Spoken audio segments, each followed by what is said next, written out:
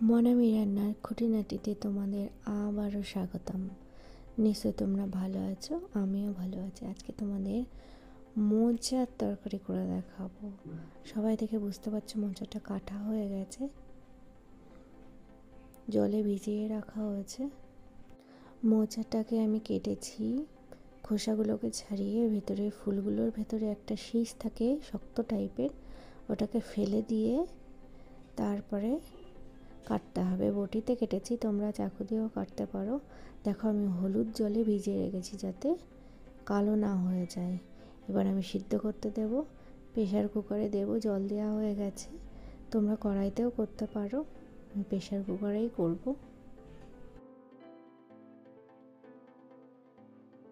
এবার আমি প্রেশার কুকারের মধ্যে দিয়ে দেব সবগুলোকে।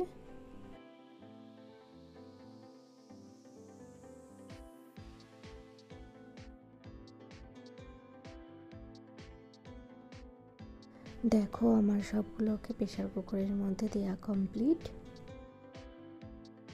এবারে এর মধ্যে পরিমাণ মতো লবণ দিয়ে দেব। অবশ্যই এর মধ্যে লবণ দিতে হবে, না হলে সেদ্ধ হওয়ার পরে এর ভিতরে লবণটা যেটা যায় সেটা যাবে না, পরে রান্নার সময়ও দিতে হবে।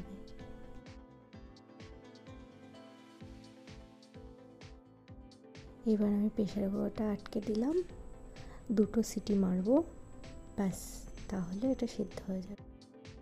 সর্ষের তেল দেওয়া হয়েছে 2 টেবিল চামচ, ওর মধ্যে তেজপাতা, শুকনো লঙ্কা আর জিরে ফোড়ন দেওয়া হয়েছে।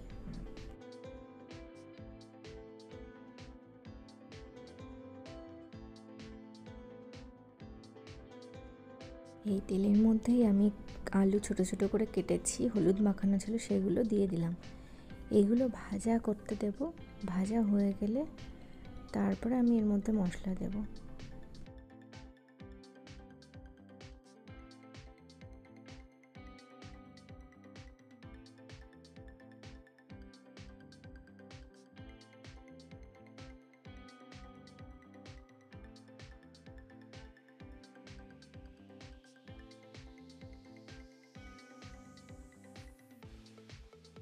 দেখো আমার আলুগুলো কিন্তু ভাজা হয়ে গেছে। এবার আমি এর মধ্যে মশলার মধ্যে আছে আদা, রসুন, পেঁয়াজ, জিরে গুঁড়ো, ব্যাস, আর লঙ্কা।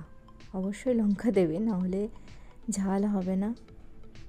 ব্যাস, এইগুলো দিয়ে আমি এবার কষাবো।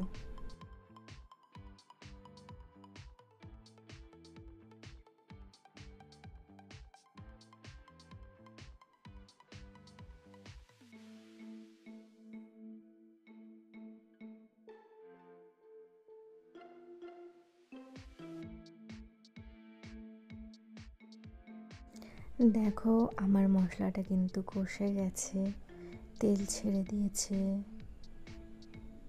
আলুটাও কিন্তু গলে গেছে।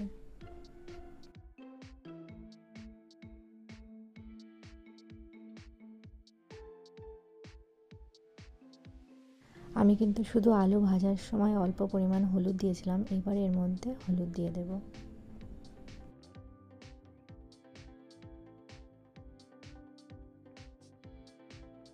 আর তোমরা কালারের জন্য কাশ্মীরি লঙ্কার গুঁড়ো দিতে পারো, এটা ইচ্ছা হলে দেবে, না হলে না দিলেও কোনো সমস্যা নেই।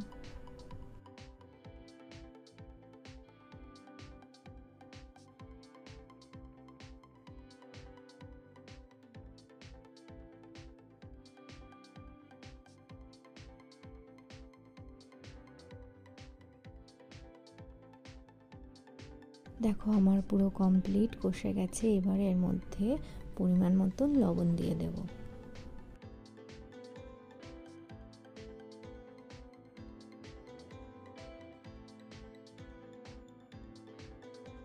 হ্যাঁ, তোমরা যদি মিষ্টি মিষ্টি ঝাল ঝাল খেতে চাও তাহলে এর মধ্যে অবশ্যই চিনি দেবে। আমার ঘরে বাতাসা ছিল তাই আমি বাতাসা দিলাম।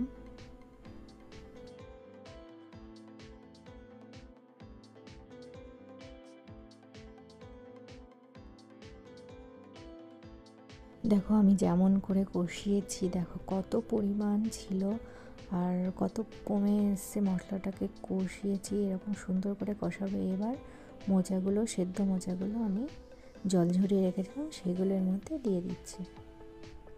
দেখো কালো হয়নি, হলুদ দিয়ে ভিজিয়ে রেখেছিলাম যেহেতু, সেই জন্য কালো হয়নি, কালারটা একদম সুন্দর আছে। তোমরাও হলুদ দিয়ে ভিজিয়ে রাখবে।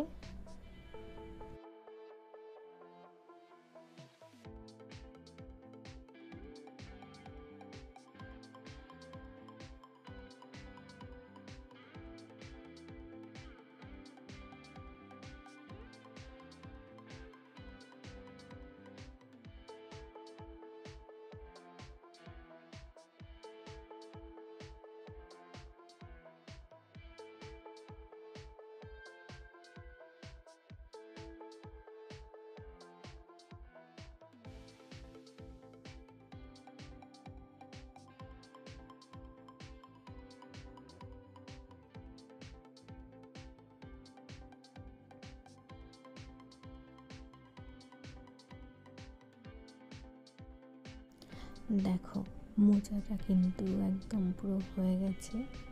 এর মধ্যে আমি অল্প পরিমাণ গরম মশলার গুঁড়ো দিয়ে দেব। তোমাদের পরিমাণ মতো আন্দাজে দেবে কিন্তু অবশ্যই। দেখো আমি অল্প পরিমাণে দিয়েছি।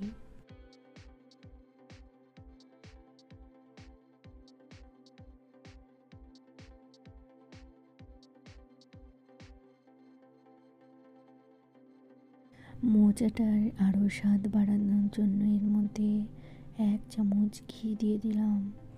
তোমরাও দেবে অবশ্যই।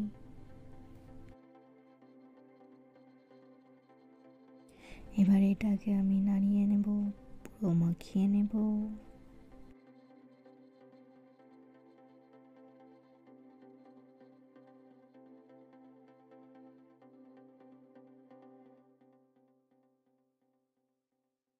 মোচাটা আমার পুরো কমপ্লিট।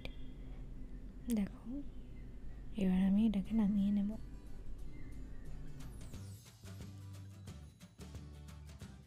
দেখো তরকারিটা কেমন হয়েছে দেখতে, অবশ্যই তোমরা বুঝতে পারছো দারুণ টেস্টি হয়েছে।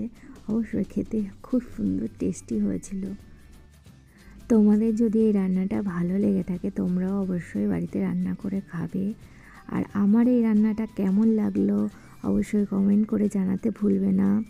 ভালো লাগলে বন্ধুদের কাছে শেয়ার করবে আর সাবস্ক্রাইব করে আমার পাশে থাকবে বন্ধুরা।